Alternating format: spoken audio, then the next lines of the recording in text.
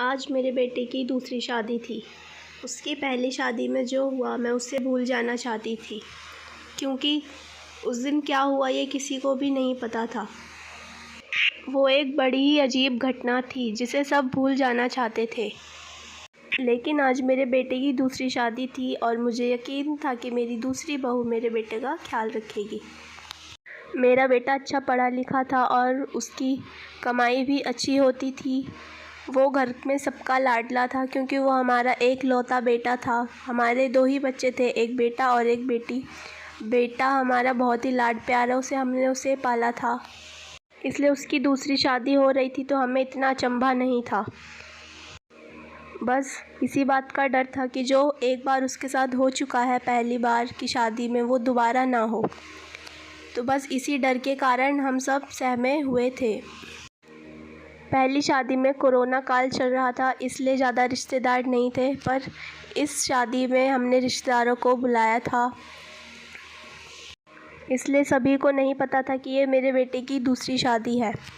तो वक्त बीतता है, जैसे जैसे रात होती है मैं बहुत ही डरी हुई और सहम जाती हूँ, क्योंकि पहली बार जब उसकी शादी हुई थी तो पहली रात उसकी पत्नी कमरे से चीखती चिल्लाती निकली थी और वो बेहोश हो गई थी। उसे हम हॉस्पिटल लेके गए, फिर वो हमारे घर वापस नहीं आई।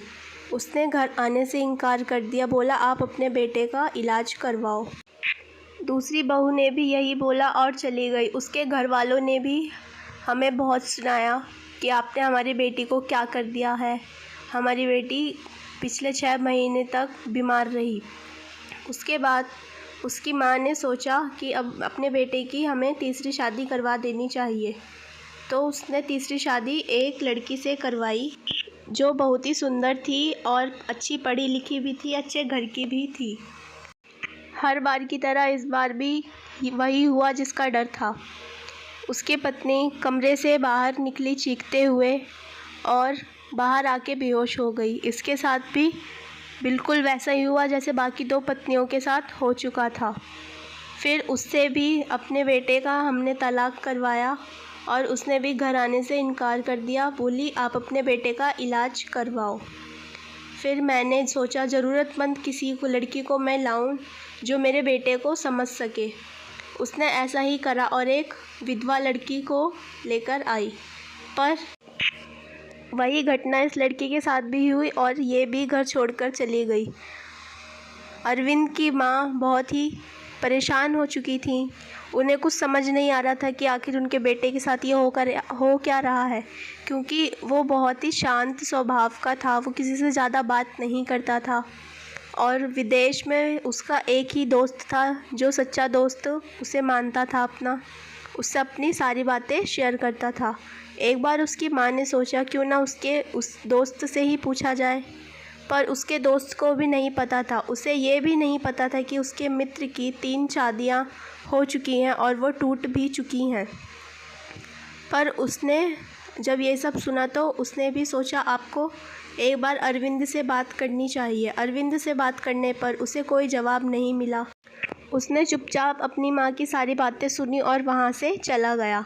तब उसकी माँ ने सोचा क्यों ना इसकी मैं दोबारा शादी करवाऊँ, क्योंकि मेरे बाद इसका कोई होना चाहिए जो इसका ख्याल रखे, जो घर को संभाले। उसने अपने बेटे से बहुत कहा, तब जाके उसका बेटा माना शादी के लिए।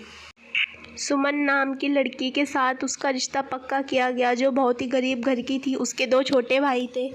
उसकी माँ ने कहा कि मैं तुम्हारे भाइयों का पूरा खर्चा उठाऊंगी पढ़ाई का और तुम्हें अपने घर में रानी की तरह रखूंगी। उसे सारी बातें बताई, पर उसके माँ बाप को एक बात भी नहीं बताई और मना करा कि ना बताए। उसने लड़की ने ऐसा ही करा और अपने घर वालों को कोई बात नहीं बताई। शादी के बाद फिर से वही सब हुआ जो हर बार होता था। लड़की भागती हुई आई और बोली मैं आपके बेटे के साथ नहीं रहूँगी, मैं अपने घर जा रही हूँ। माँ ने हाथ पकड़ा और बोला बेटा रुको, थोड़ी देर शांति रखो। उसके बाद सुमन थोड़ी देर वहाँ रुकी, पर उसके बाद फिर वो अपने घर वापस चली गई, पर वहाँ से उसका कोई फ़ोन नहीं आया। उसकी माँ को लगा कि लगता है इसने घर पे कुछ नहीं बताया है, इसलिए इसके माँ बाप का फ़ोन नहीं आया है। फिर वो जाती है और अपने बेटे से पूछती है कि बेटा ये सब क्या हो रहा है। बेटे की ओर से फिर से कोई जवाब नहीं आता है। वो अपने बेटे की मेडिकल जांच करवाने की सोचती है, पर उसका बेटा नहीं मानता। इसलिए रात के खाने में वो दवाई मिलाकर उसे खिलाती है और उसके चुपके से मेडिकल टेस्ट करवा देती है। पर मेडिकल रिपोर्ट्स आने पर सब कुछ नॉर्मल ही निकलता है। ये सब देखकर माँ आश्चर्यचकित हो जाती है और सोचती है मेरे बेटे को आखिर हुआ क्या है। वो सुमन को फ़ोन करके बुलाती है और बोलती है बेटा अब तुम मेरी मदद कर सकती हो, तुम मेरा साथ मत छोड़ो, मेरा साथ दो। मुझे पूरा यकीन है कि हम दोनों मिलकर मेरे बेटे अरविंद को ठीक कर लेंगे। डॉक्टर ने बताया है कि उसे थोड़ा सा प्यार और थोड़े से साथ की ज़रूरत है, जो उसे मिलेगा तो वो ठीक हो सकता है। तो उन दोनों ने फिर पता लगाने की कोशिश की और रात को फिर से सुमन को उसके कमरे में भेजा, दुल्हन की तरह सजा के बिठा दिया और ख़ुद कमरे में छुप गई और अपने बेटे को फ़ोन करके कहा कि मैं तुम्हारी बुआ के घर जा रही हूँ और रात भर उनके यहाँ ही ठहरूँगी। बेटे ने में जवाब दिया और फ़ोन काट दिया। उसके बाद जब रात को बेटा घर आता है तो वो कमरे में घुसकर सीधा बाथरूम में जाता है और जब बाहर निकलता है तो सबके होश उड़ जाते हैं। वह अपने बेटे से कहती है बेटा होश में आओ, ये तुम्हें क्या हो गया है। बेटा कहता है मैं अरविंद नहीं हूँ, मैं परमिला हूँ। सब लोग ये बात सुनकर चौंक जाते हैं कि आखिर ये परमिला कौन है। तभी वो सुमन की तरफ बढ़ता है और कहता है मैंने तुम्हें मना किया था, अब तुम मेरे हाथों से नहीं बचोगी, मैं तुम्हें मार डालूँगी। सुमन ये सब देख के डर जाती है और कहती है माँ जी मुझे बचा लीजिए, नहीं तो ये मुझ को मार डालेंगे। तभी सुमन को थामते हुए उसकी सास बोलती है कुछ नहीं होगा, मैं तुम्हारे साथ हूँ। तभी वो अरविंद को धक्का देकर कमरे का दरवाज़ा बंद कर देते हैं और पूरी रात कमरे के बाहर गुजारते हैं। सुबह वो ऐसे बिहेव करते हैं जैसे कि कुछ हुआ ही नहीं था। अरविंद सुबह ऑफिस के लिए निकल जाता है। तभी वो डॉक्टर को बुला के उनसे बात करते हैं और उन्हें सब बताते हैं कि हमें लगता है कि कहीं कोई भूत प्रेत का मामला तो नहीं है। तभी डॉक्टर संभालते हुए बात को बताते हैं कि ये कोई भूत प्रेत का मामला नहीं है, बल्कि ऐसा तब होता है जब कोई इंसान किसी चीज़ को गहराई से देखता है, जैसे फ़िल्म वगैरह, और उसके किरदार में एकदम से डूब जाता है और ख़ुद को वही समझने लगता है। अरविंद के साथ भी कुछ ऐसा ही हुआ है। आप उसके कमरे की तलाशी लीजिए और फिर वहीं आपको कोई सुराग मिलेगा, जिसके बाद ही मैं इसका इलाज कर पाऊँगा। उसके बाद सुमन और उसकी सास यही करते हैं, पूरे कमरे की तलाशी लेते हैं। तभी उन्हें एक किताब मिलती है जिसमें परमिला नाम की औरत का ज़िक्र था। उसके साथ कुछ ऐसा हुआ था कि उसके पति ने उसको पहली रात ही कमरे से बाहर निकाल दिया था और दूसरी औरत को ले आया था, जिसके बाद परमिला पागल हो चुकी थी और किसी भी दुल्हन को देखती तो उसको मार डालने की कोशिश करती थी। ये सब सुनकर उसकी माँ चकित रह गई। तभी उसने देखा कि वहाँ और भी पुस्तकें हैं और सब में परमिला नाम की औरत का ही ज़िक्र है। उसने वो सारी किताबें बाहर फेंकवा दी और शाम को जब अरविंद आया तो उससे बात की।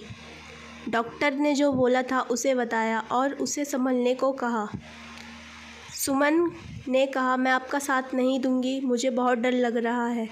तभी उसकी सास ने उसे समझाया कि बेटा डरो मत, मैं तुम्हारे साथ हूँ, तुम्हें कुछ नहीं हो सकता मेरे रहते। दोनों ने एक दूसरे का साथ दिया और अरविंद को जल्द ही ठीक करने की कोशिश करते रहे। एंड में हुआ यही कि अरविंद ठीक हो गया और उसकी दवाइयाँ, जो डॉक्टर से उसने दवाइयाँ ली, जो घर वालों का उसे प्यार मिला, उसके बाद से वो बिल्कुल ही ठीक हो चुका था। ये सब बहुत ही अच्छा चल रहा था। सब कुछ पहले की तरह, पहले से भी नॉर्मल हो चुका था। सुमन और अरविंद खुशी खुशी रहते थे। तभी अरविंद बोलता है कि माँ मैं अब ठीक हो चुका हूँ, अब मेरी पत्नी मेरे साथ रह सकती है, उसे मुझसे कोई ख़तरा नहीं है। माँ और बेटे दोनों एक दूसरे की बात को समझते हैं और से जाके बात करते हैं। सुमन भी अब राज़ी थी क्योंकि उसने अपने पति की आंखों में अपने लिए प्यार देखा था। वो बहुत ही खुश होती है और अपनी पारिवारिक ज़िंदगी अच्छे से बिताती है।